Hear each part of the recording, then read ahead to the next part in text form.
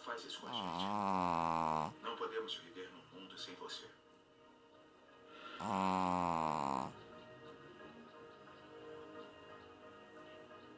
ah,